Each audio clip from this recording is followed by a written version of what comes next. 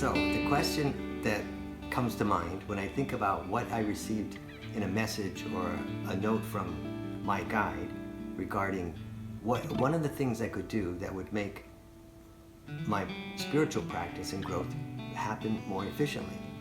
And it was to keep in mind that even when times are really difficult and you find that you're having a hard time with your family life, or you're having a hard time with your work environment, that the tendency at those times is to give up or let up on meditating. But in fact, that's the time when one should meditate the most and be consistent with it, so that even though it's the hardest time and you really don't feel like doing it, that you do it anyway. What he told me was that if you do it anyway, then two things happen. One, even a bad meditation is better than no meditation. So you get a little benefit from that time that you spent. And secondly, you don't have to deal with restarting. Restarting after you stop is way more difficult than to continue after having a few bad sessions. So keep in mind that to become a really good meditator, one has to practice. And practice means continuing in all situations. Anyway. Speaking of ideas. Yeah. That was my segue. Mm-hmm. Yes. So should we talk about reincarnation? Yeah. That's a good leap. Yeah. Let's leap. Yeah, let's move into that. Let's not shrink from the biggest Sure. of all topics. Yeah. Yeah. All right. So okay. So You start. so all we said so far, we did talk about this a little bit, right? Mm-hmm. In a prior discussion, and what we said was that there is such a thing as reincarnation, and that Based on, sorry. well, based on experiences from people who have had near-death experiences, and it goes on, and people have been regressed. There's a lot of stuff out there now that says, there is such a thing, and that there's a reason for it, because when they regressed people and asked them, what was going on, they said, well, we're here now and we're choosing another life because there's some things we want to add to what we know, and that will help us to understand better the big picture, like who we are and why we're here, all that stuff. So the question about this is sort of, so then when you think about reincarnation, you can say, well, it makes sense, right? But does it really exist? Now that's another question, which you said, but because there's another way of thinking about it. And remember, like you had talked about Seth Speaks earlier? And Jane Roberts wrote that in the 70s, I think. It was the first book I ever came across where there was a concept in there that I really started to like really make me wonder what's the real thing, what was really going on. Me too. Yes. Yeah, Yes. and she in there said, she asked Seth, well, what's the nature of it? And he said, well, of course you realize that, if you go outside of time, well then there's no such thing as reincarnation, because everything would have to happen at the same time. Quote, there's no time, right? So then it's just things occurring in the now. That's how you'd have to think of it. You'd have to say it's all happening in the present, So that gets into an interesting thought, which is like, what makes us think there is time, right? And when I thought about it, When I'm hungry? yeah, actually, when I thought about it before, it came to, I would say, well, all right, if I know there's time because the sun will come up tomorrow, right? Or so therefore I know what a day is. There's a day and there's a night. I know what a month is because the moon does its thing. Well, there are markers in a physical world. Exactly. Yeah. There are markers in a physical world, and those are the things that tell us that there is such a thing as time, because we know because we can relate to the fact that there was something that happened yesterday, because we know there's something happening tomorrow. So time all makes sense in the physical form. But if you could get up 1,000 feet or 10,000 feet, and you were no longer in a realm that had suns and moons and that, well then what does time mean then? There is no time. What's your orientation? Yeah, the orientation I think changes a great deal, and it becomes like the infinite present. So from the infinite present, what does reincarnation look like? Probably not linear the way that we Yes. the way we think of things. Exactly. And that's a really hard one to take Oh, in. it's very like, hard. Things not being linear. That's the whole problem, the third dimension.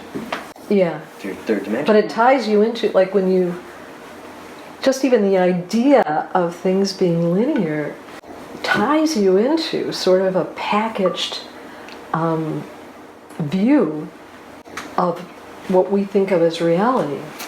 You know, and it sure does. it really defines time and space in a sense. Both those things together. Yes. Because they go together Yeah. Yeah. Yeah, and because we occupy space physically. in time. In time, physically, but it but like all the times that I suffer from my own feeling trapped in things, that's definitely, you know, anybody who's, actually all of us have dealt with that at one time or another, feeling trapped in our own thoughts and self and all this stuff. That you can feel that that's part of it. You know, that is very much part of this packaged thing. And once you start questioning that, Yeah, The I mean, it linear- becomes the big question, really. Yeah. You know, and like we talked about last time, if there's an essence inside of us that is connected to everything else, well, as I start to experience it more and more, what happens to the third dimension? Oh, very good question. If you don't say it so yourself. really, No, but you know, there are times, I was thinking when you were talking, there are times when it's easier to think about kind of getting outside of that time-space thing. Absolutely. For me, the times when that has happened, and when it's the easiest to sort of make a personal change, because it's very difficult when you're Yeah. confined to your own time-space. oh yeah, is and you when believe it. Yeah, it's when you Yeah. have a shock, like the death of somebody really Yes. close to you, you know, and then you just get sort of blasted out of that, and you know, there's a disoriented time then when everything feels different. Yeah. And that's the time, I mean, a lot of times they say don't make any major changes when you're in that period because, you know, you're not thinking of it in the same way. And on the other hand, it could be a great time to make a change because you're not so Right. grounded in the things that keep you trapped. Yes. Yeah, no, I would agree with you. Not trapped, that it seems like it's kind of to a like certain that. perspective. It's Yeah. really perspective, right? Yes. Because I remember, for instance, like when my mom was dying, Yeah. there was a couple of days, she was in the hospital in intensive care, there was a couple of, maybe a 48-hour period of time. She went downhill very quickly. And then a breathing tube was put in and then we had to make a decision about taking that out. And I just remember the focus. I remember in my family, I'm the only female. My mom had talks with me about, you know, not wanting to be, not wanting to live in a way where she was just, you know, she couldn't live without all these measures being taken. But I remember the focus. What I'm thinking of now is the focus that I brought at that particular time, which was truly for her well-being, you know, and not mine, but trying to maintain a level of presence for her. But the focus part, because it was just so intense, you know, this imminent loss that it did seem like time and space and everything was different. Yeah. And all of my attention was on the focus of her and just trying to be in a space that would be encouraging to her to move forward in a happy way, you know. But You know, my mother was handicapped because of a brain tumor that she had when I was about 12 years old. And she lost her speech when they took the tumor out. And then her left arm became what do you call it, numb, like Paralyzed. Paralyzed. Down to her legs did too eventually, or left leg. Her whole hips. Yeah, Left the left side. half of the body was paralyzed. And so when she was dying, okay, now she lived to 80, which is amazing, because this happened when she was 36, I think. Right. And Wow, that's a long time. yeah, and most of the time she was in a wheelchair, most of her life. And but when she was dying, you know, she was laying on the bed, and I was sitting next to her, and I didn't actually know she was really this close to leaving at the time, but I said to her, look, you're in a body that is not worth holding on to. I mean, look at all the trouble you had with it. I mean, it's really like I said, so just let go of it. Look for the loved ones that are there that want to help you, and look for the light, and go to the light, let them guide you, and it'll work out 10 times. It'll work out well. And she did die within a few minutes. And then later on, I was told from a person who, you know, has contact with the other side, that it helped her a great deal to hear that, and to help her to let go of something that you know we all hold on to, which is our physical form. And then they said that she was like skipping in the grass right now and really enjoying it, which helped me a lot too, because I mean you know, I mean, everybody wants to feel good that the people that they love have gone on to something that is better, Yes. and you know, really good. And so I think that's like gets back to the idea of, you know, if there's a soul, and each of us has this soul, right? And that on the soul level, it chooses lifetimes. It chooses at least part of it. We know comes down and becomes this. So then, while we're here, we forget that. We forget that connection. So that's what's the problem with the third density. It's so dense that you can easily forget that there's anything else. Right. You can just be totally 100% focused on the material world. So do you mean density or dimension? Density.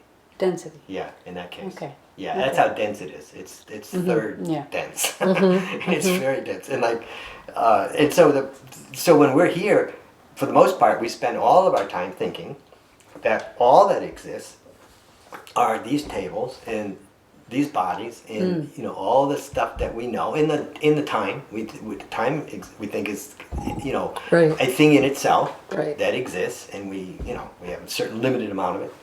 And that death is a bad thing because we don't understand where we're going or what's going to happen. But on the other side of it is that if there is a part of that soul essence in our heart, and if that is knowable, if we can experience it, well, then we would have to be able to let go of the third dimension. Yes. Because it's the only way you're going to be able to experience it. So that's why we meditate.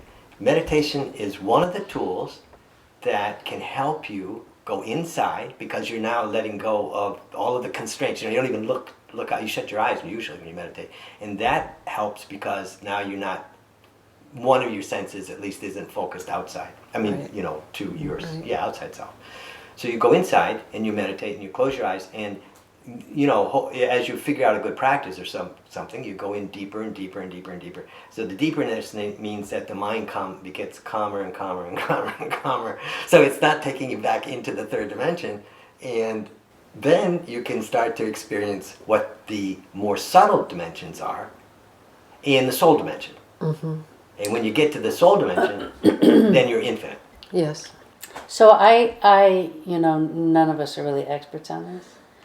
But the distinction between density and dimension, Yeah. that is something I'm not very clear about. Right, really, because I don't know who is really. Yeah. You know, because it's just a guessing game in some sense. Yeah. You know, about what these things mean. The only thing was the other night when we were watching this one show, and the woman was saying that density, you know, had to do with like third density, fourth density, and those were like gradations of frequency. You know, third density has a certain frequency, fourth density has a certain, fifth does. Then when we talked about dimensions, we were saying that that's more like the soul. If, for instance, if the soul was outside of time and it was looking at its incarnations, those incarnations would be on different timelines and therefore different dimensions. Because they can't be the same dimension, or they would run into each other. We'd run into ourselves all the time. See? So we have to have a different dimension. So we have all these different dimensions. And So wait, so you're, so then there is a vibration or frequency that then has a gradation. So the higher the frequency, the less dense. When Well, you think of density, so. when but you then think of density, yes. Yeah, but then when you Yes. think of dimension, then you can, not necessarily like a fifth dimension or sixth dimension, that could still have a lower Yeah. frequency. The frequency could See, vary. now that's something that's really interesting, because my understanding was fifth dimension is really a place, of course that's beyond time and space in terms of an orientation, but also of a higher vibration. Yeah, but then didn't we get more information that said in a density like the fifth density, there are, well, or maybe it's the fifth dimension, there are higher and lower densities? Yes, Okay. yes, and same with fourth. Yeah, No, and that's all of true. them. Yeah, And all of them. so, Yeah, I mean, so- that makes sense to me, that there Yeah. would be variables Yeah, because within any of Right. these. yeah, and especially if it's true in terms of, you know, a lot of lifetimes happening at once, you know, so they have to be on these different dimensions or else it wouldn't. But then every one of those, I could be meditating or not meditating, in which case my vibration would either be this or that, you know, it could go up or down in any one of those. But the dimensions have to be separate or else, you can't do it all at once.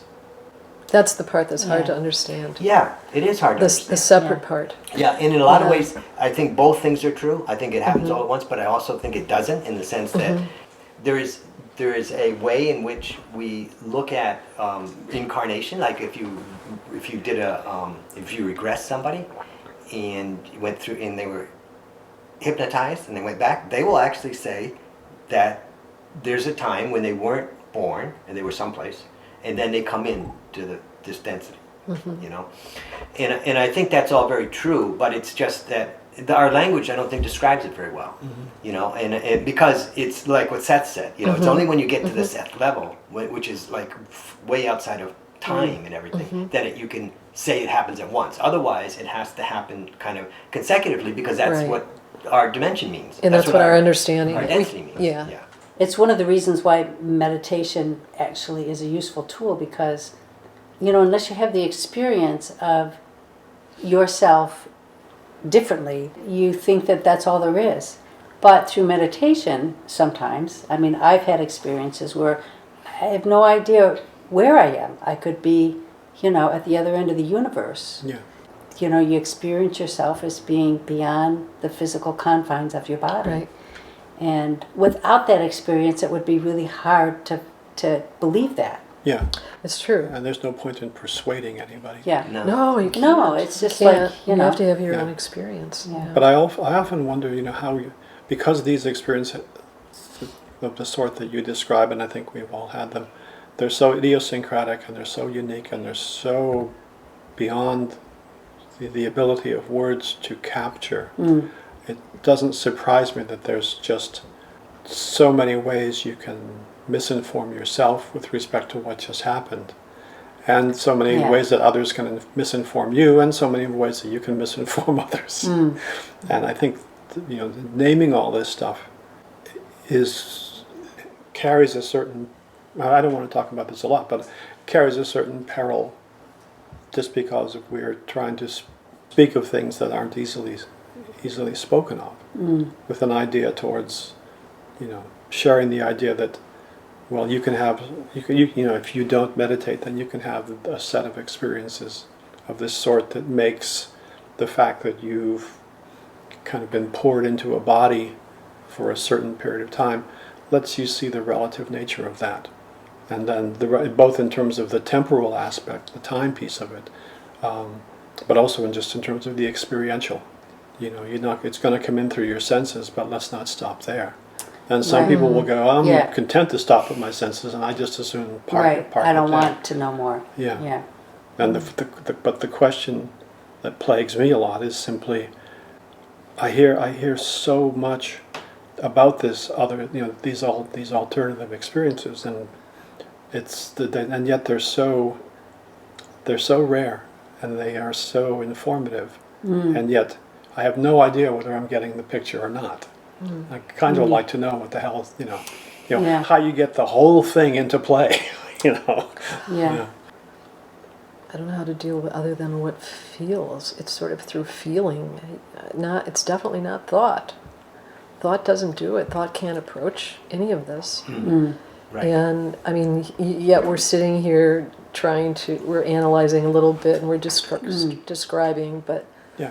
as you just said, there isn't. But we won't really- always be sitting around this table. No, but it's, I was thinking about as you were saying that, and you brought up other experiences that I remember sometimes just, it seems like information just appearing out of nowhere, like during meditation.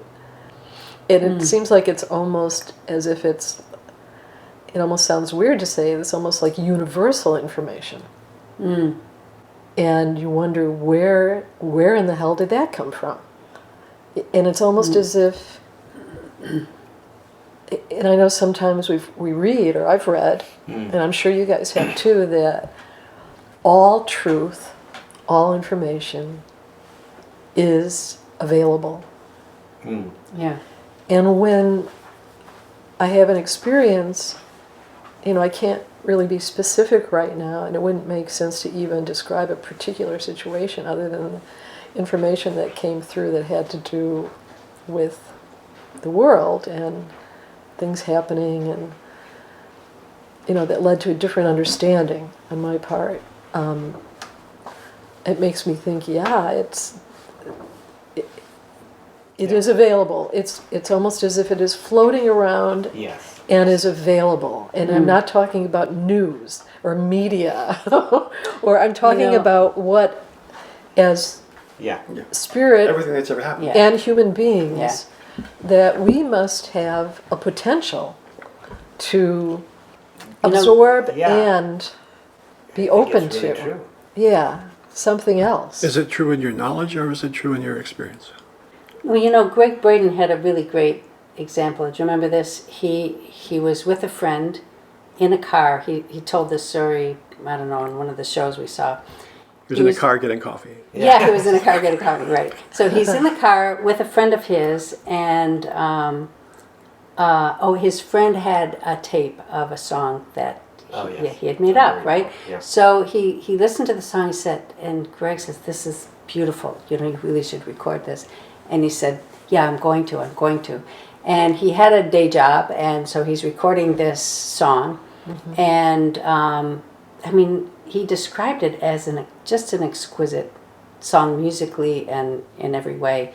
And so every time he saw him, he said, how's it coming? I've almost got it just right, he'd say. And, 6 months went by, a year went by, and then he still hadn't perfected it. So he was in the car with this guy. He met him in Los Angeles. The guy picked him up at the airport, and they were going to some conference or something. And they turned the radio on, and there's his song. And it's being played, and they're just like dumbfounded, sitting there going, that's your song. And it's like the information was available. He received it. He didn't do anything with it. He wanted to make it perfect. Yeah. And so it sat there, but it was available to whoever was there to receive it. Somebody else received it and went forward, and there it was. It was the same melody. Yeah. And Yeah. it didn't happen through any other, No. like it wasn't shared with anyone else. No. That's, That stuff's out there. Yeah. Yeah. And so that's, I think when the time is right, information it's like the Wright brothers, right? And the first flight. There were actually several people around the same time who all were doing the same thing. Somebody in France, Wright brothers in the U.S. Because then that takes you to like inspiration. Where does inspiration come from? Yes, and how's it received? Yes, because darn well you begin to understand that everything that you earlier on owned and thought of as, oh, this is me, and this, the ego grabs a hold of it and just thinks that I did this, I made this, that really, at some point, you realize that, I just have a toolbox. I have a set of skills. I have a set of personality traits, all this stuff. And that just helps me to move through a physical world. But there's all this other stuff that's going on that I think as human beings, it's actually, on this planet, I don't know if it's right to say birthright, but in a way, I think it actually is. We have within ourselves the ability to take in way more. There's way more for us that's available. It's just being able to, if we're nothing but the thoughts in our head all the time, though, there's no room. Right. There's no room, there's no opening to take in what's available. And I spend a lot of time thinking that I know. A lot of time thinking that I know this, I know that. It comes out. Craig tells me all the time that it comes out in the form of, yeah, I know. Yeah, I know. I know.